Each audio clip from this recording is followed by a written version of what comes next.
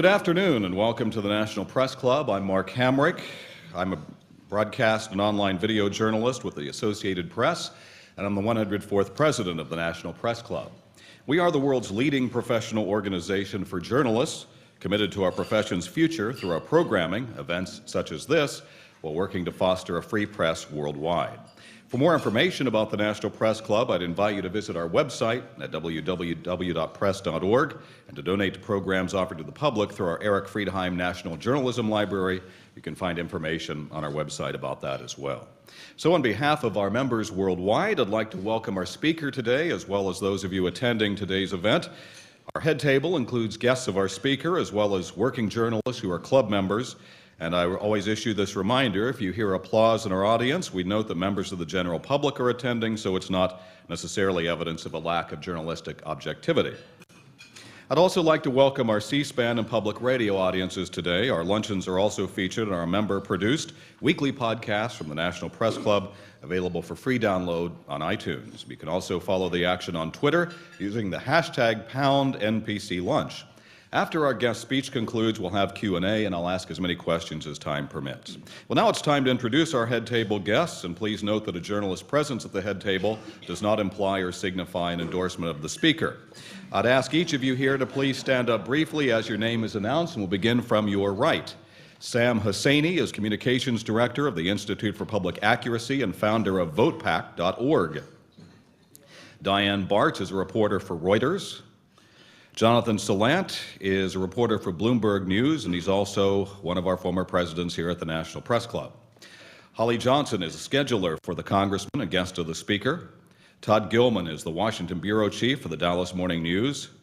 And Jeff Deist is the Chief of Staff for the Congressman's Congressional Office, a guest of the Speaker.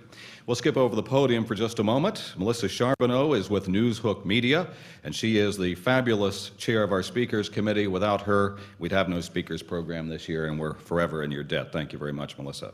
We'll skip over our speaker for just a moment. Danny Selnick is Vice President for the Public Policy Wire, a division of Business Wire, and he's the NPC member who organized today's event so well. Danny, thank you. Gary Howard is the National Press Secretary for the Congressman's presidential campaign, a guest of the Speaker. Gary, welcome. Mike Gonzalez is Vice President of Communications for the Heritage Foundation. We have a new NPC member to celebrate her presence today. Tamara Hinton is Communications Director with the House Ag Committee. Welcome, and thank you, Tamara. And at the end of the table, Mark Tapscott is editorial page editor for the Washington Examiner, a longtime club member. And now please give them a warm round of applause.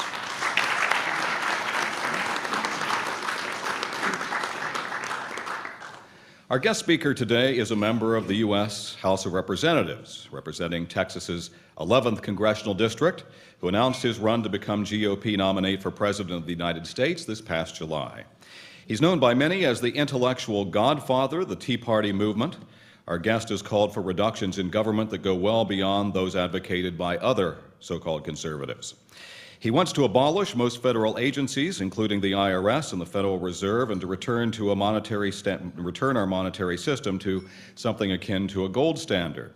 He has proposed a constitutional amendment that would abolish personal income, estate and gift taxes, and prohibit the government from engaging in business in competition with the private sector. It was back in 2002, he was among the 6 Republicans who voted against giving President George W. Bush authority to use military force in Iraq. He said the resolution was unconstitutional because it transferred the right to declare war from Congress to the executive branch. So he has remained a consistent critic of military interventions in foreign lands, and in 2010, he and Massachusetts Democrat Barney Frank campaigned for cuts in the defense budget to help trim the deficit. He takes a dim view of foreign aid generally. He opposes U.S. support for the International Monetary Fund and the World Trade Organization, and generally favors a U.S. withdrawal from the United Nations. Some have said that our speaker's libertarian beliefs make him an erratic ally of other GOP causes. He has said that he believes marriage is the union of one man and one woman. He voted in 2004 and 2006 against a proposed constitutional amendment to ban same-sex marriage, saying everyone is an individual and ought to be treated equally. He also backed repeal in late 2010 of the statutory ban on gays and lesbians serving openly in the military. At odds with many other libertarians, he opposes abortion. Our guest also ran for president in 2008. but he decided this time around to put all of his energies into the 2012 race, vowing that he would not seek a 12th term in Congress. Originally from Pittsburgh, our speaker graduated from Gettysburg College and the Duke University School of Medicine. He moved to Texas in 1968 and began his medical practice as a specialist in obstetrics and gynecology. He entered politics in the 1970s and won a seat in Congress. In 1984, he voluntarily relinquished his House seat and returned to his medical practice. Returning to Congress in 1997 to represent the 14th Congressional District of Texas, he serves on the Foreign Affairs Committee and the House Financial Services Committee, and as chairman of the Subcommittee on Domestic Monetary Policy and Technology. Our speaker is also the author of several books, including The Revolution, Manifesto, End the Fed, Liberty Defined, Challenge to Liberty, The Case for Gold, and A Republic, If You Can Keep It. I'll say that we are grateful that he accepted our invitation to speak, because here at the club, we believe it's important that the National Press Club contribute to a civil discussion of important issues of our day, with the election process chief among them. Please give a warm National Press Club welcome to Congressman Ron Paul.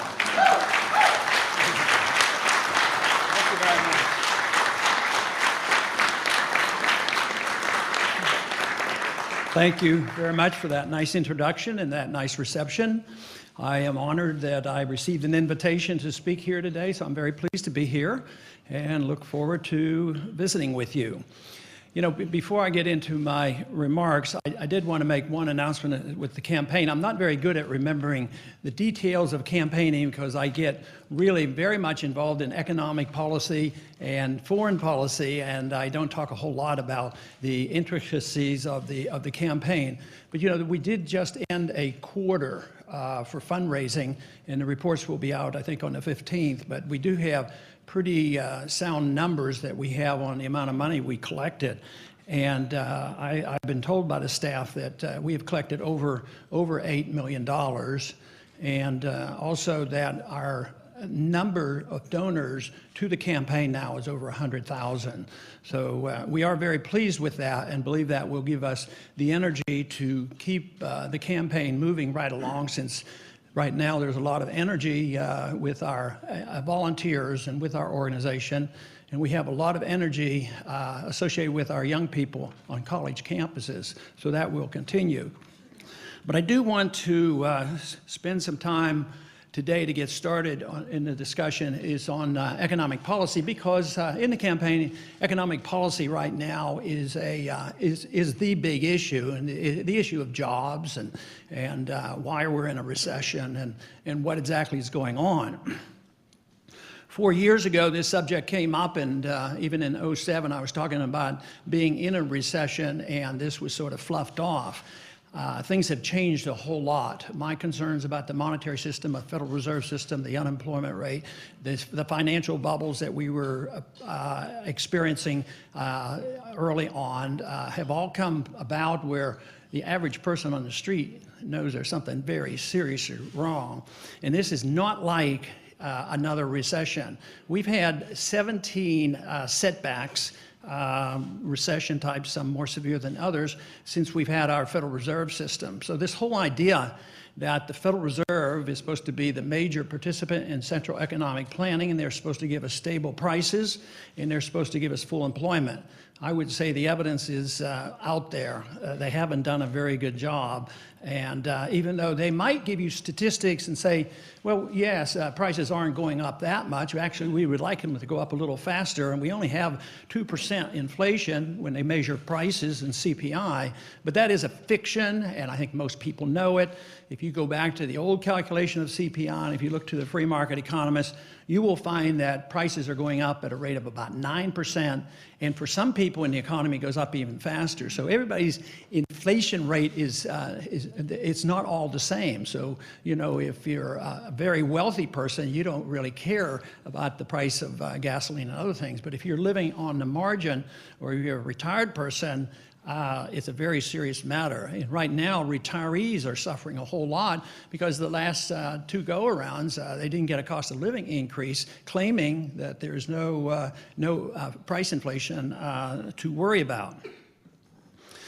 But my challenge over the many years and my motivation to get involved in politics in the 1970s had to do with economic policy in relationship to the principle of personal liberty. I deal with, if somebody asks me what my main goal is, and that is to restore individual liberty to everybody in this country equally. And then you would have a special way of looking at all civil liberties. You would have a special idea about what kind of foreign policy we should have, but certainly it would tell us what kind of an economic policy that we would have.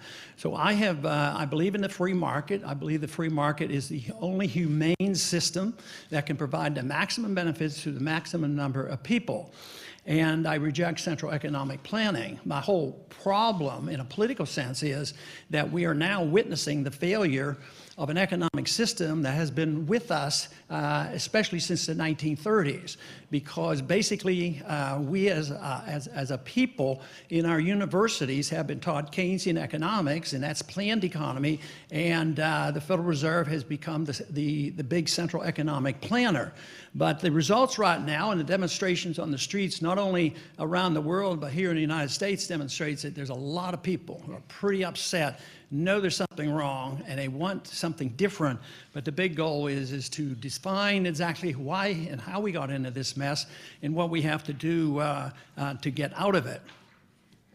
The whole theory behind free market economics is that the Federal Reserve is the key instrument for the business cycle. Their job is to monkey around and fix interest rates, the price of money. Most people in this country, most economists, conservative or liberal, are no longer pushing wage and price controls. That doesn't mean they might not try that later on, because wage and price controls are coming in medicine, and that's one of the problems we have already, and we'll have it much worse. But nobody really is out there saying wage and price controls is something that is beneficial. But when it comes to fixing the price of money, fixing the interest rates, nobody asks any questions. I mean, they just assume, well, the Federal Reserve knows what's best. They know exactly how much money there should be. They know what the interest rate should be. And yet, in free market economics, we have come to understand that prices are key.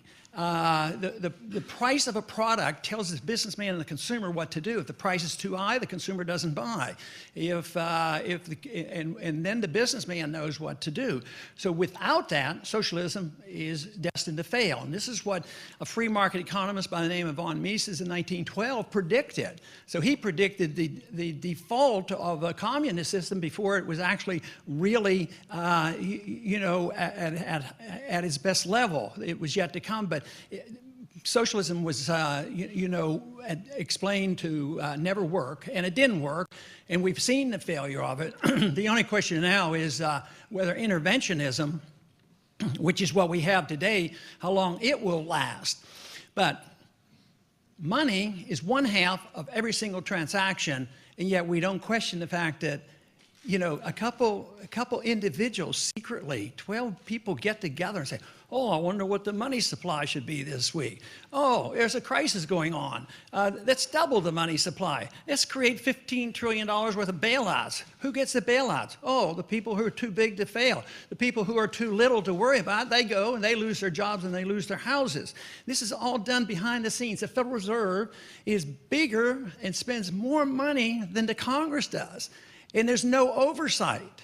And this is one of the reasons I have for years and years argued for oversight.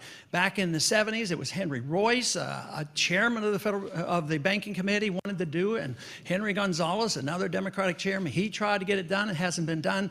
But we are making inroads due to the lawsuits that have come up and due to a very partial audit that we had last summer. So we are getting some information. The information isn't good. The Fed was involved with probably about $15 trillion worth of transactions, and 1/3 of it was there to serve foreign banks. And when the American people hear this, no wonder they're up on Wall Street raising Cain, because they know that the system is biased against the average person. And I think this is an issue that really questions the whole idea of the interventionist system.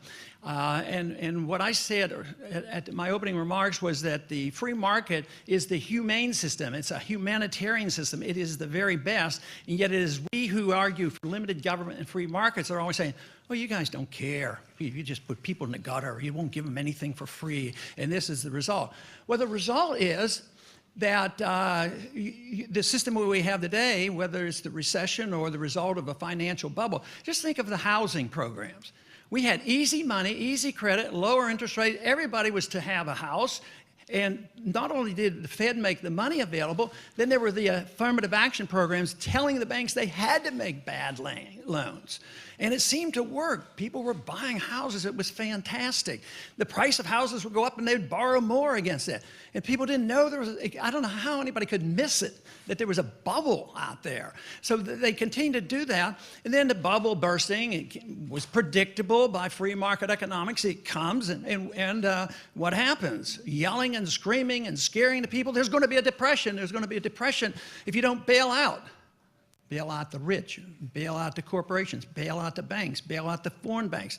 They didn't get the depression. They got the bailout. What did the Fed buy? They have $1 trillion worth of securities, these derivative type of securities. Why don't they sell them? Well, they're worthless. So instead of liquidating debt, which is necessary in a bubble in order to get back to growth again, we only just transferred the penalty from the wealthy and the Wall Streeters over onto over to the people. But what happened to all this wonderful idea of giving the people a house? They lost their job. They couldn't pay their mortgages, and now they're losing their houses, and there's no end in sight. And the basic flaw in this is the prevention of politicians from allowing the markets to correct, because politicians can't act with hands off. They have to do something. Prior to the 1930s, there were recessions and depressions, and it usually came because of distortion of money and credit and pyramiding debt, and the correction had to come. But at that time, there was not this Keynesian obsession with bailing out people, so the depression would last a short period of time. In 1929, the recession lasted 1921, the recession, depression lasted for a year. We don't even study it in history books. But in the 1930s, that is when the Keynesian interventionists had come in vogue, and you had to do something, and it started with Hoover, and then it went into Roosevelt, and it gave us a depression that really didn't end until 1947. This idea that war ends depression, it's a distasteful idea that still floats around. Have a war and get rid of the depression. Yes, it gets rid of unemployment, but where are the people employed? Carrying guns and getting shot at and getting killed. But real growth didn't come until about 1947. That was after millions of troops came home. The military budget was slashed in more than half. Taxes went down 30%, and we went back to work again. But we're doing the same thing, same thing that the Japanese have been doing for a couple decades, propping up bad debt. And that's the most difficult thing that we have to deal with, is allowing these mistakes to be corrected. Now, these ideas have floated around a long time, and they are connected to those ideas of personal liberty, because we should see people as individuals and not in groups. It was mentioned in the introduction about who can and who cannot serve in the military, and I see that as those problems that we've had in the past is too often we see people, well, in the very long past, people were mistreated because they belonged to certain groups, which was very evil. But now we still see people trying to gain advantage. Well, I belong to this group or this group or this group. And a person that understands personal liberty sees everybody as an individual. And it has nothing to do with the group that you belong to. And it is a system of thought that is very tolerant. In many ways, it's the way we look at our First Amendment. We're very tolerant about our First Amendment in many ways, because what we do is we say, well, you can say things, and the First Amendment is there to protect you to say controversial things, and we don't question the fact that you can study very, very vicious philosophies. Just think of how many millions, hundreds of millions of people were killed by communists in the 20th century, but we don't outlaw that. So often people are annoyed when I talk about personal liberty, is they get annoyed. Well, somebody might use their personal liberty to practice a habit that I can't endorse. Legalizing people to make freedom of choices, as long as it doesn't hurt other people, is not an endorsement. Because you can read something and you have the First Amendment rights, that doesn't mean we endorse those things. I mean, if we can allow individuals to pick and choose their intellectual lives and their spiritual lives, why is it we gotten to this point that we are obsessed with regulating people's personal habits and dependent on the government that we tend to complain about so much, that the government will always take care of us? We've now accepted the notion that governments can protect us from ourselves. And it's very, very dangerous. And it's a careless attitude about civil liberties. But we need to, of course, look at other policies. I've talked a little bit about the Federal Reserve and the importance of sound money, but a couple other reasons why you want sound money. If you happen to be opposed to massive expansion of the government, whether it's the entitlement system or the perpetual wars that we're in, you can't be for a gold standard or limitation, because that's the way you finance it. That's the way it's been done for thousands of years. They've known about debasing the currency and diluting the metal and clipping coins. Today, it isn't just printing money. We just use a computer. But it cannot be financed. These wars would have never started if we had to tax the American people. The founders did their very best to try to put the control of us going to war in the hands of the people in a Congress, never in the hands of the executive branch and in the hands of the king or the president. And yet today the Congress have graciously given up that prerogative, and the people, they don't seem to care, and they listen to the war propaganda. Listen to the war propaganda going on currently. I mean, we're on the verge of going to war against the Iranians and the Pakistanis. We have 7,000 drone missiles stationed around the world. And we assume that we can drop those any place we want, anytime we want. And guess what? Sometimes innocent people die. And sometimes those innocent people, when they die, have families. And sometimes they get very annoyed by that. But the real irony of this stationing bases with drones around the world, both the CIA as well as the 9/11 Commission acknowledged the fact that a significant event that helped prompt the 9/11 attack was the fact that we had military bases on what was considered Holy Land in Saudi Arabia. So immediately after 9/11, we took that military base out. And the CIA has talked about blowback for a long time, and the Commission acknowledged this. But guess what? We're loading up the Arabian Peninsula with these cruise missiles, these drones and cruise missiles. You think it's going to go unnoticed? No, it's not going to go unnoticed. There are more suicide attacks in 1 month against American interests and Americans around the world, not in our country, around the world, in 1 month than they incurred in the entire period of time prior to 9/11. So we're under direct threat. It's very dangerous. It's going to get worse. And accepting the fact that the president needs more authority to pursue this war that is undeclared against everybody, any place in the world. Oh, well, what the president needs is more authority. He can now assassinate people without due process, American citizens, and people cheer it. I mean, what is going on with this country? And if it would make us perfectly safe and rich, and we have to sacrifice our liberties, you know, it'd be pretty tough. But it's exactly the opposite is happening. Exactly the opposite happening. We are less free, and we're certainly broke. These wars have cost us $4 trillion, and that is a major contributing factor to our national debt. But this is not new. This is what's happened throughout history. Empires, they get too big, they spread themselves too thinly around the world, and they self-destruct, just as the Soviet system did. There is no more chance of us having what people think could be a victory in Afghanistan and the man on the moon. There's no chance whatsoever.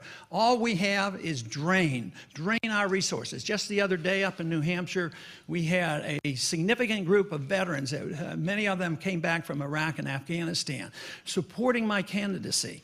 And it's one area where I am very pleased to announce also that if you add up all the donations to all the other Republican candidates, from military active duty people, I get twice as much because they're sick and tired of these wars and they know they're not working out. One young man that came the other day, he was practically in tears and talking about all his buddies that he lost in Afghanistan. And you know what his concern was now, which is something nobody cares about. It's hardly written about. Is all his buddies, so many of his buddies now are committing suicide because of the long-term consequences. And what about the 8,500 who died, the 40,000 with severe injuries, hundreds of thousands begging and pleading for help at the Veterans Administration, and we want to go and start more wars? I mean, what did Gates say when he left DOD? He said, the Defense Department, he said, anybody who wants to start another war under these conditions needs their head examined. And we need our heads opened up. We need our brains opened up. We need to pay a little attention to what's going on. That's what we really need. And it is going to happen. Economically, it's happening. That's what the demonstrations are all about on the streets.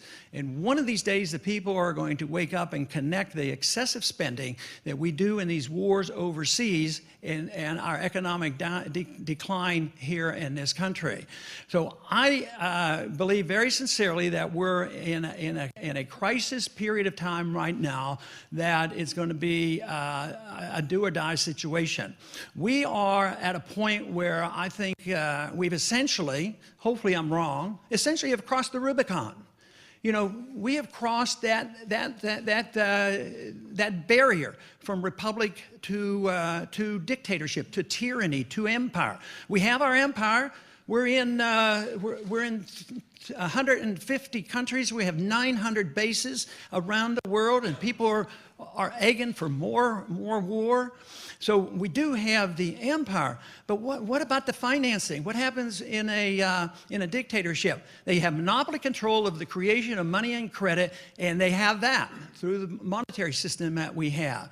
Also, it's the loss of civil liberties, whether it's the loss of civil liberties with our war on drugs or our IRS or the war on terror.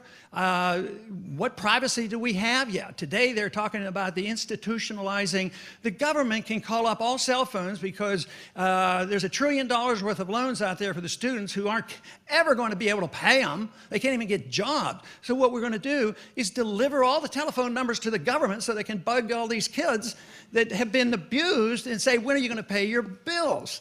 I mean, we've lost our privacy. We have an announced program of assassinating American citizens. We're in perpetual war, and we've essentially lost, you know, our republic. And so this has to be reversed rather quickly.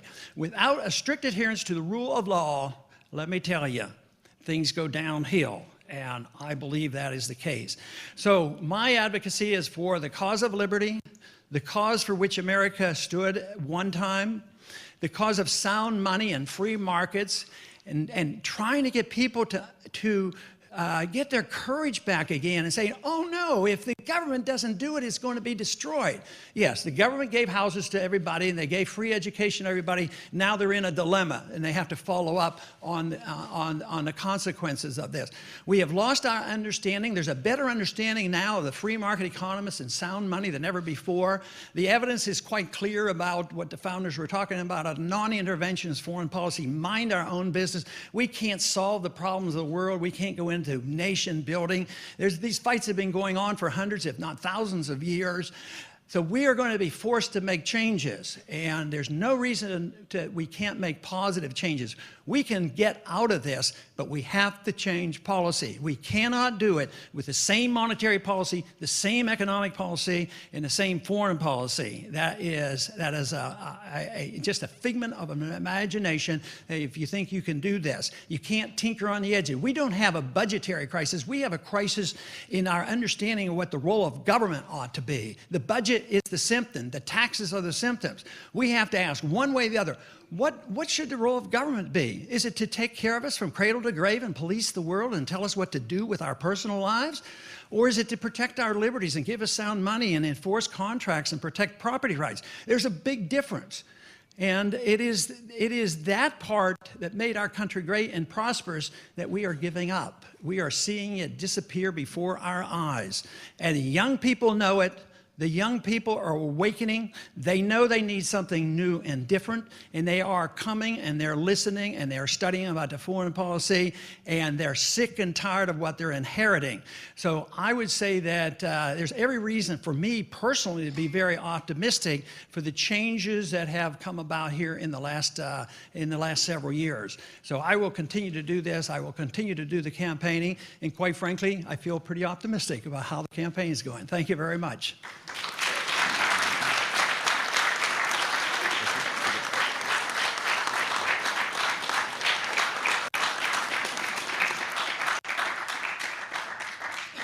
Thank you, Congressman. We have a number of questions that were sent in over the internet, as well as some members of our audience and head table here. So we'll just sort of dive in. And I think what I'd like to do first of all is sort of try to translate what you were talking about in your speech to what you might do as President of the United States, because it's certainly one thing to be campaigning for the office, and as President Obama himself has found, it's another to occupy the White House and try to work with the Congress.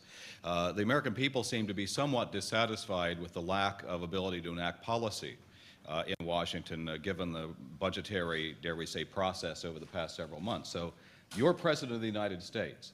We don't know what the complexion of the Congress will be, but what are the several steps that you would take that parallel the campaign speech that you just gave, which would work to attack some of these larger problems that you're talking about? In order to get the economy growing again, you have to liquidate the debt.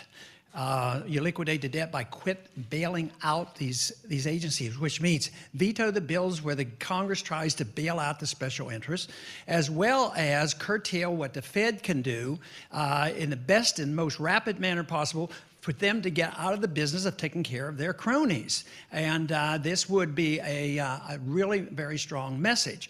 But there has to be a lot of spending cuts as well. And I'm going to be proposing in detail a cut in spending of $1 trillion. You know, we're $1.5 trillion in deficit. And all this talk about cutting in the future and tinkering on the edges and cutting future increase, it means nothing, and the American people know it. So we need cuts this time, so I would propose the cuts that we need to do.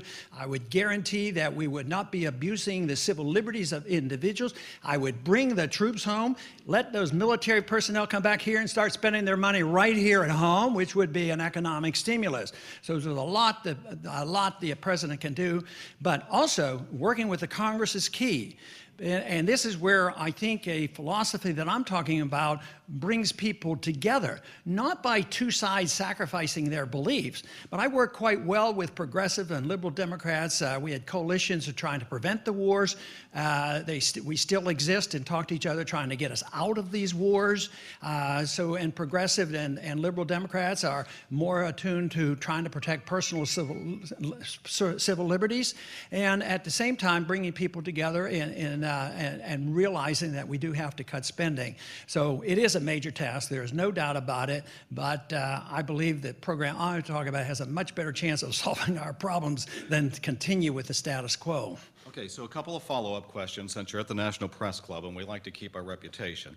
Why can't you outline what the spending cuts are today? And if you're going to bring all the soldiers home, we've got 14 million unemployed people in the United States right now. Yes, we'd like for them to be great consumers, but where are they going to find jobs? The first thing you bring them home, you don't put them out on the street, so that they just spend their money here at home. But if you want to look at a good example historically and economically, look at what we did after World War II. I think there were like 5 or 6 million people. They just got out of the military and they came home and they slashed the military. They didn't stimulate the economy. They slashed the military budget like 60% and cut taxes 30%. And we finally went back to work again. So I wouldn't be frightened by that. If you understand the market, you don't have to be concerned about it. But as far as indicating the cuts, I can talk in broad categories, and I'll be glad to do that, but I want to design a program where you can even see it on the line item. But ultimately, and also in the introduction, this is not a criticism, but it frequently happens about when we talk about the defense budget. I don't want to cut defense. I want to cut the military. You know, Eisenhower tried to teach us something about the military-industrial complex, building weapons that we don't use and fighting wars we don't have any business being in. So we're not cutting defense there, and I described a little bit about the foreign policy. We have less defense because of that. I mean, our Coast Guard is over in the Persian Gulf. Where do you think our National Guards are when we want to use them to help rescue operations when natural disasters hit? They're over in Afghanistan. So I would say, yes, you can cut a lot. You can cut hundreds of billions of dollars out of the military budget. You can cut programs that have no constitutional authority. Where does the authority come to have a Department of Energy or a Department of Education, a Department of Commerce, a department to pass out subsidies to farmers? I mean, will they not exist if we have free markets and sound money? I mean, we have to understand how the markets work. We have to have confidence how the market works and how freedom works. But the cuts can be there, and hopefully in due time, the specifics will be there, and you can look at every line item which we're going to cut. But I mean, you could slash the budget probably by 70% if you said, anything that is not authorized directly by the Constitution no longer can be paid for. I mean, it is this total lack of respect for the Constitution, whether it's going to war or reinstitutionalizing prohibition without a constitutional amendment. All these kind of things, we have just gone so far from what was originally intended by the founders of this country. So just to follow up then, when would you have specific ideas about where to cut? When would you have those specifics? A couple weeks, I believe. But I'm probably more specific than others. You know, if I want to get rid of the Department of Education, Department of Energy, Department of Commerce, Department of Agriculture, and cut the military budget in half, that's a pretty good start, and that's pretty specific. Okay, very good. Very good.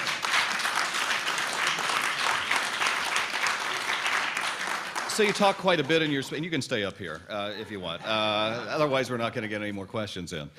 You talk quite a bit in your speech about the protests now occurring on Wall Street.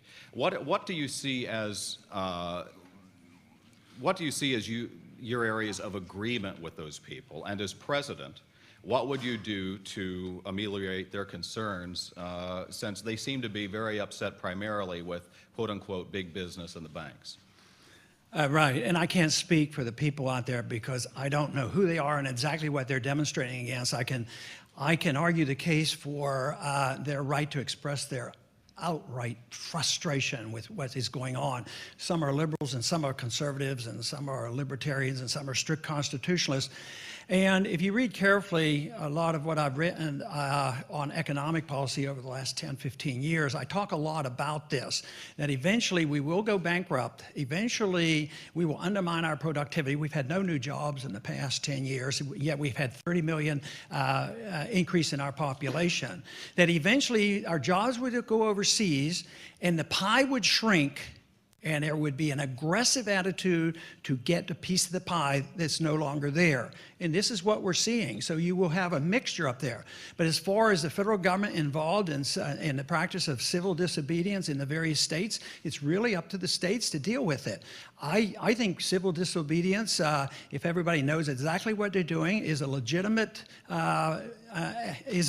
effort. It's been done in this country for many grievances, and some people end up going to jail for this. But to speak for a special group and say, yeah, I like what they're doing or they're not doing, but what I want to do is try to sort it out and tell people why they're struggling and that this was a predictable event, and the solution is really getting a healthy economy back, and you can't get a healthy economy until you deal with the many things I've just got done saying.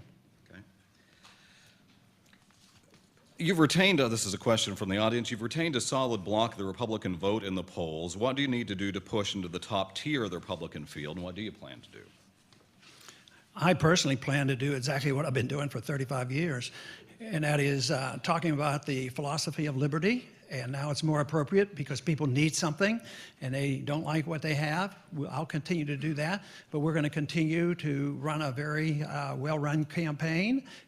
We're raising enough money. We're not competing, of course, with people who can wave a wand and get money from the big donors.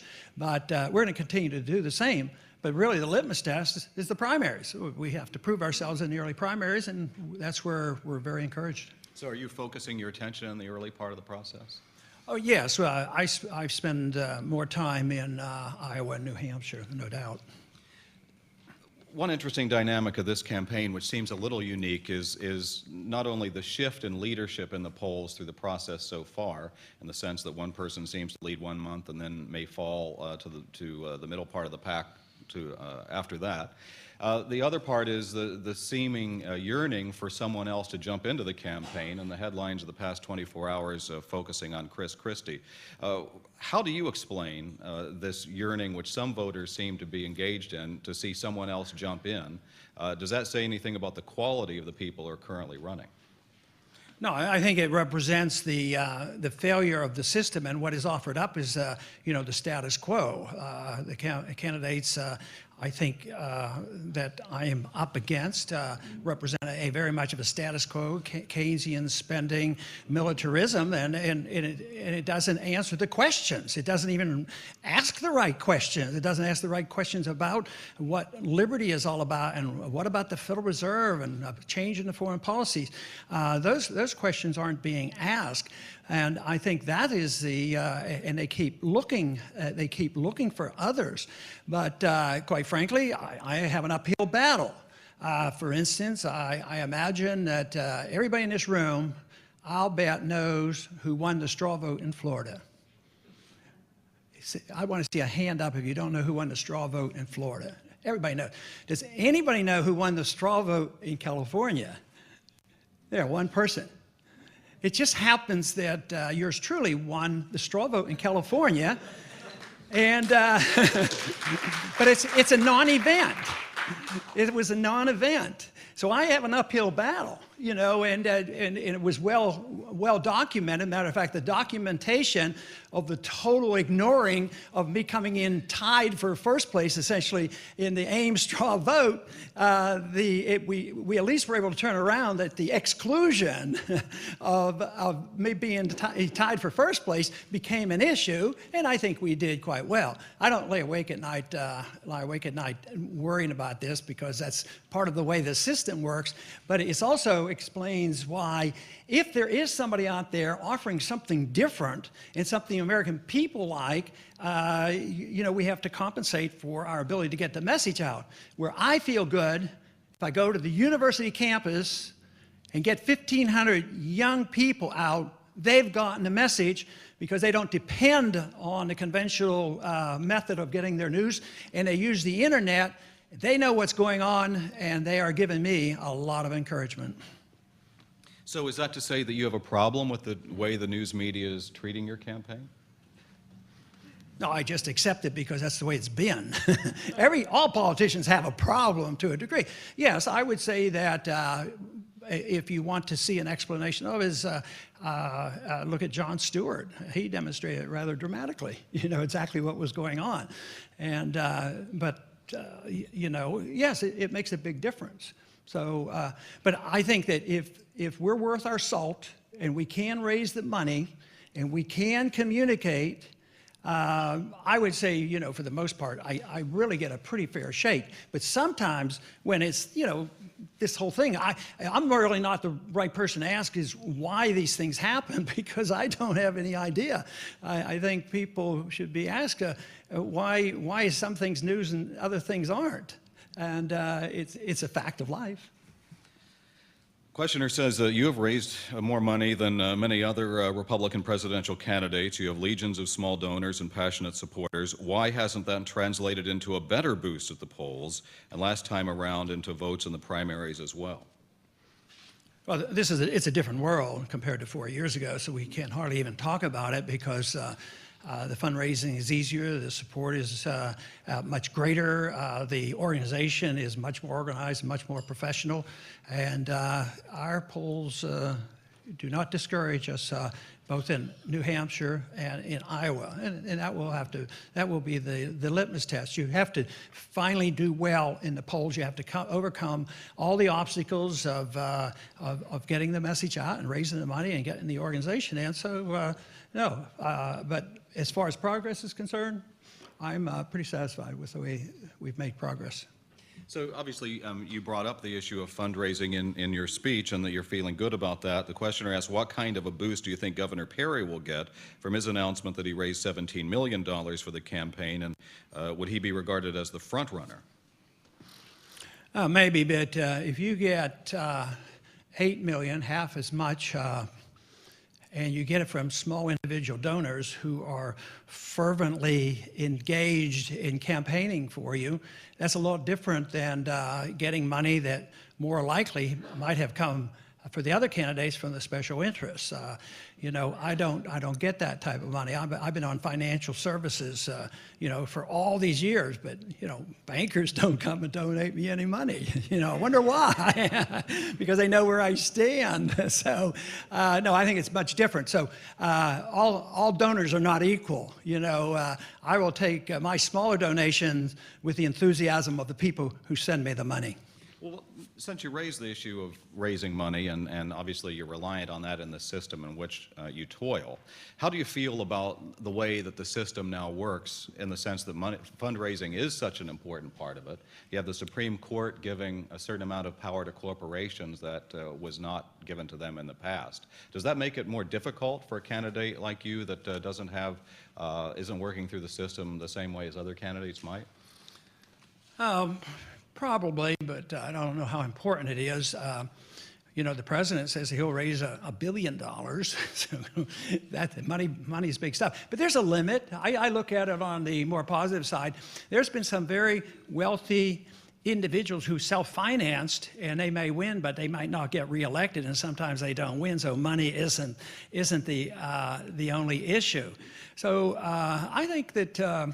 You know, the funds are obviously very important, but I don't think this is an invitation to say that we have to limit this. I believe in freedom of people to spend their money. The problem isn't, you know, a lot of people say it's the money that's driving it. No, it's the power in the government to control our lives and the economy and pass out favors.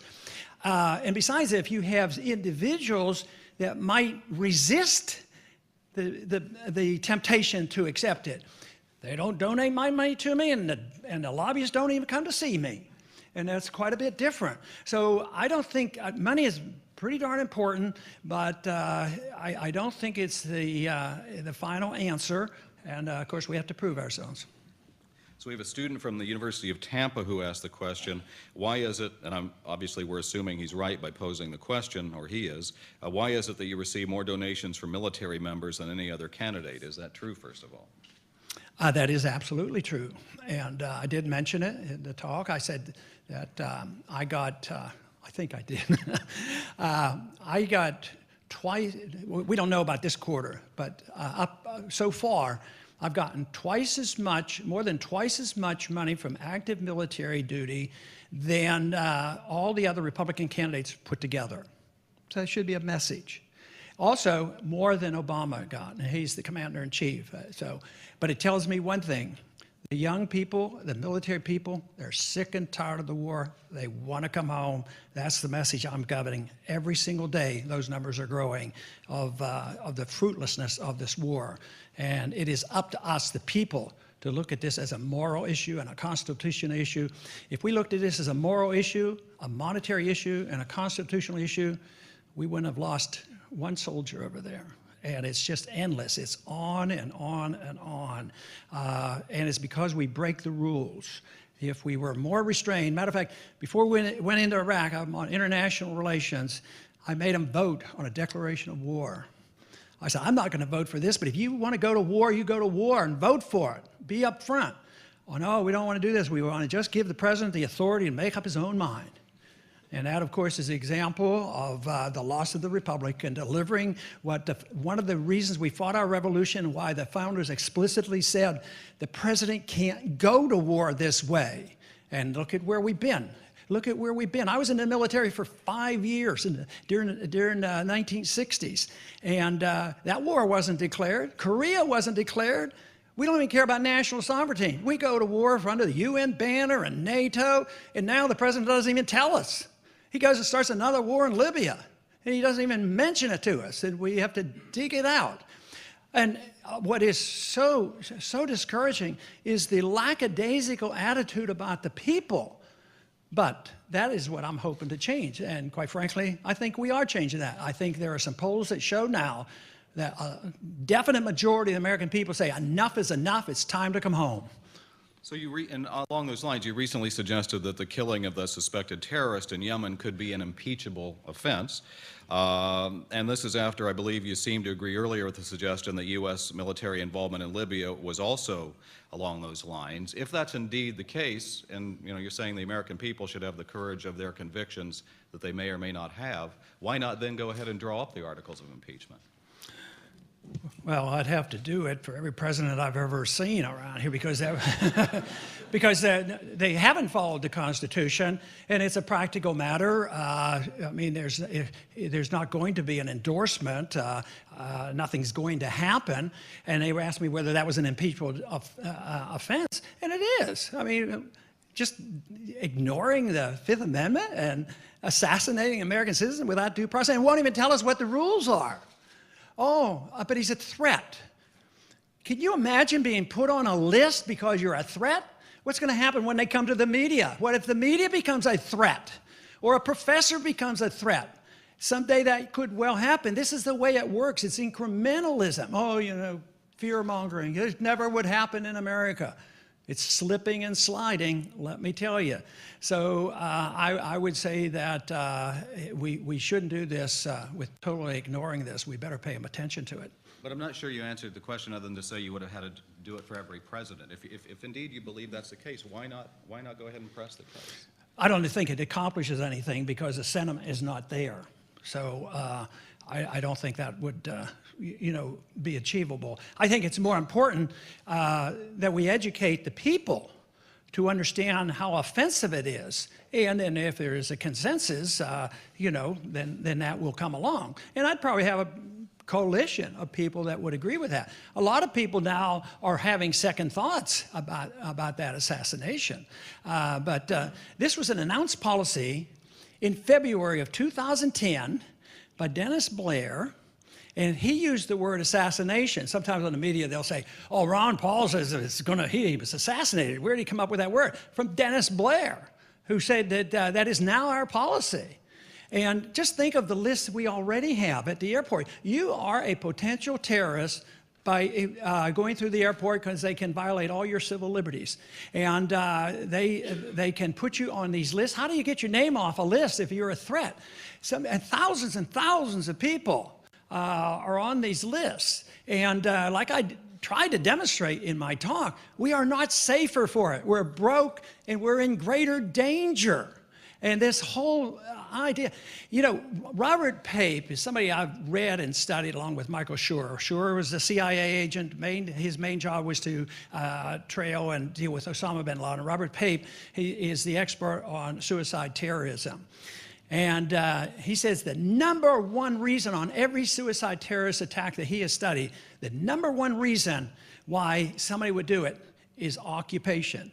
So we go into in various countries, we go in, we invade a country, people get killed, and then they shoot back, and they're all terrorists. And therefore, we have to expand our war to go after those who are trying to kill us because we're occupying their land. I don't know why we can't think about a foreign policy of goodwill, of treating people how you would want to be treated. The golden rule could apply. Just think of anything that we have ever done in any country of the world in the last 10 or 15 years, if any country would have ever done it to us. What if in the next 10 years we get a lot poorer and China gets a lot richer? And they started drone attacks on us? Oh yeah, there's an enemy. We got to get him. He's an enemy of the people.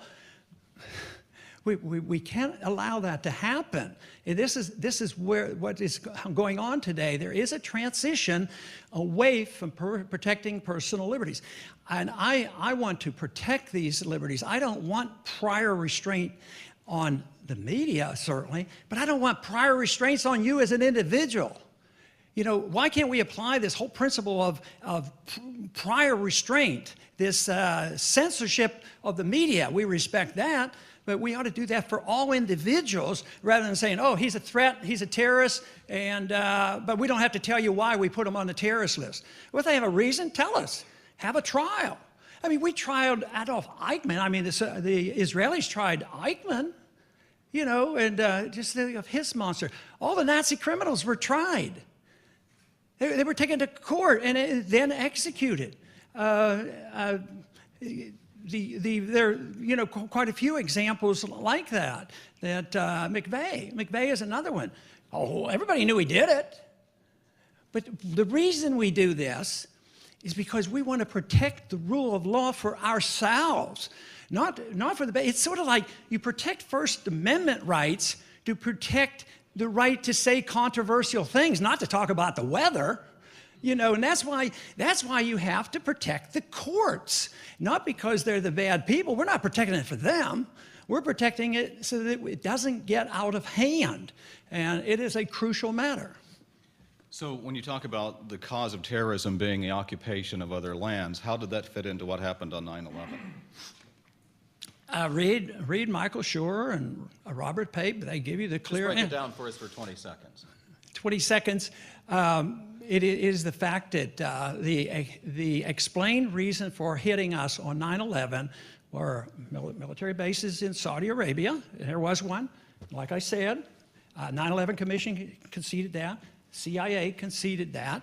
They all said that the constant bombing and the killing of many innocent people in Iraq for over 10 years, which was challenged on TV, national TV, to Madeleine Albright, and she acknowledged, yes, probably 500,000 died, but that's the price you have to pay.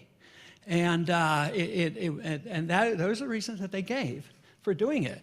And it is very real. Another good example of this is, and what he points out so clearly, is when the occupation stops, the terrorist attacks stop. Lebanon is a perfect example.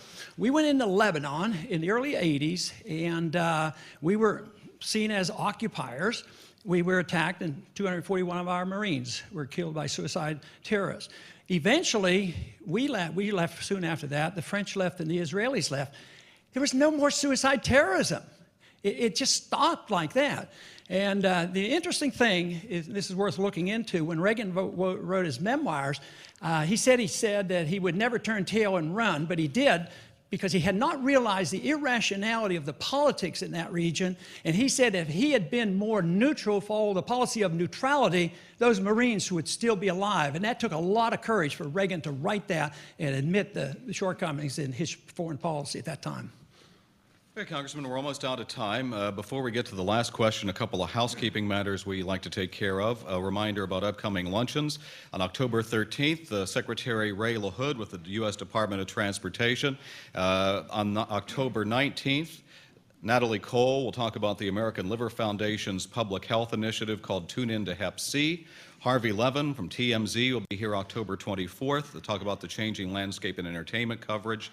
And on October 31st, one of your opponents, Herman Cain, candidate for the Republican presidential nomination, will join us. He'll be followed November 3rd by Tom Brokaw and November 9th by William Shatner. Now, before we do get to the last question, we'd like to present you, Congressman, with our small thank you gift, and that is the traditional NPC coffee mug. Thank you very much for being here today. Here's our last question. Of course, your son is a U.S. Senator, and since the Senate is considered the upper chamber, how is his world on the Hill different and perhaps even better than yours? Well, it reminds me of a little story, because the first day we were sworn in together, we were on the same TV program, and they were sort of poking a little fun at me. How do you feel that your son now is in the Senate and you're in the House? And I said, well, I've already told him, I said that if he does a real good job as a senator, that he eventually might be able to get a seat in the House of Representatives. How about a round of applause for our guest speaker today? Thank you, Congressman. Thank you very much. Thank you. Appreciate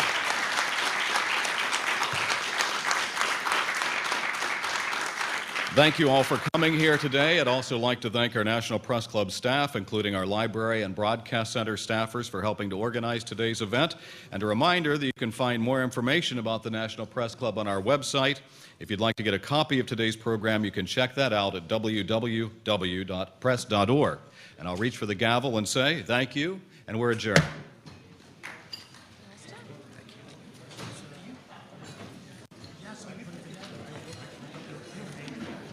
Make him an erratic ally of other GOP causes. He has said that he believes marriage is the union of one man and one woman. He voted in 2004 and 2006 against a proposed constitutional amendment to ban same-sex marriage, saying everyone is an individual and ought to be treated equally. He also backed repeal in late 2010 of the statutory ban on gays and lesbians serving openly in the military. At odds with many other libertarians, he opposes abortion.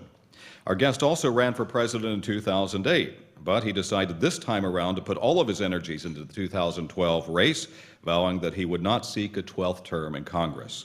Originally from Pittsburgh, our speaker graduated from Gettysburg College and the Duke University School of Medicine. He moved to Texas in 1968 and began his medical practice as a specialist in obstetrics and gynecology. He entered politics in the 1970s and won a seat in Congress. In 1984, he voluntarily relinquished his House seat and returned to his medical practice. Returning to Congress in 1997 to represent the 14th Congressional District of Texas, he serves on the Foreign Affairs Committee and the House Financial Services Committee, and as chairman of the Subcommittee on Domestic Monetary Policy and Technology. Our speaker is also the author of several books, including The Revolution, Manifesto, End the Fed, Liberty Defined, Challenge to Liberty, The Case for Gold, and A Republic, If You Can Keep It. I'll say that we are grateful that he accepted our invitation to speak, because here at the club, we believe it's important that the National Press Club give them a warm round of applause.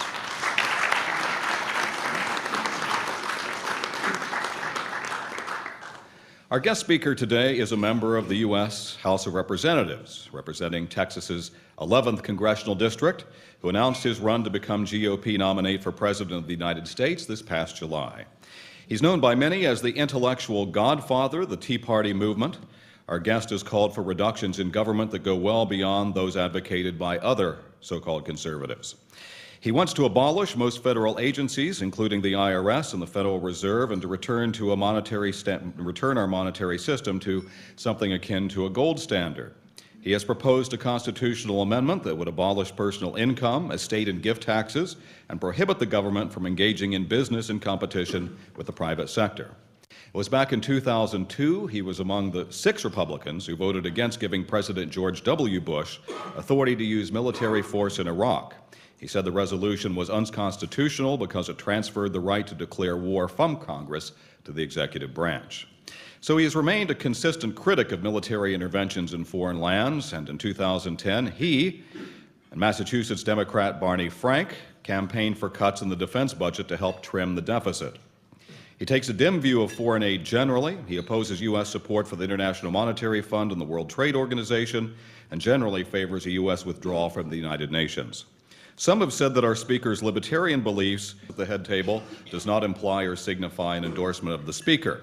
I'd ask each of you here to please stand up briefly as your name is announced, and we'll begin from your right. Sam Hosseini is Communications Director of the Institute for Public Accuracy and founder of VotePack.org.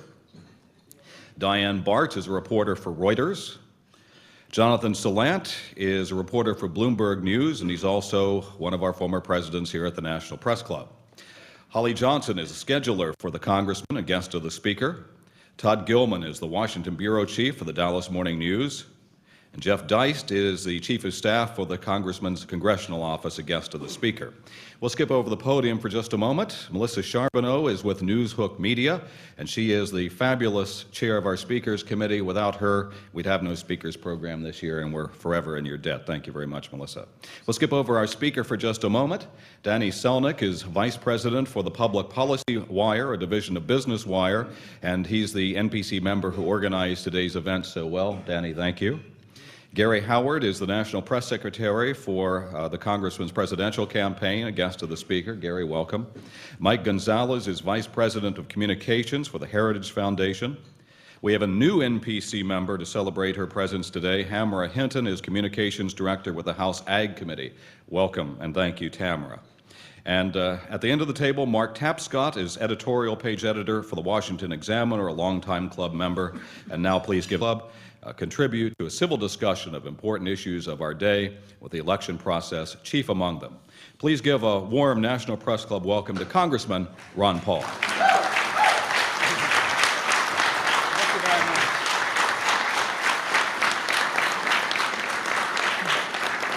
Thank you very much for that nice introduction and that nice reception. I am honored that I received an invitation to speak here today, so I'm very pleased to be here and look forward to visiting with you. You know, before I get into my remarks, I did want to make one announcement with the campaign. I'm not very good at remembering the details of campaigning because I get really very much involved in economic policy and foreign policy, and I don't talk a whole lot about the intricacies of the campaign. But you know, we did just end a quarter for fundraising, and the reports will be out, I think, on the 15th. But we do have pretty sound numbers that we have on the amount of money we collected. And I've been told by the staff that we have collected over $8 million, and also that our number of donors to the campaign now is over 100,000. So we are very pleased with that and believe that will give us the energy to keep the campaign moving right along, since right now there's a lot of energy with our volunteers and with our organization, and we have a lot of energy.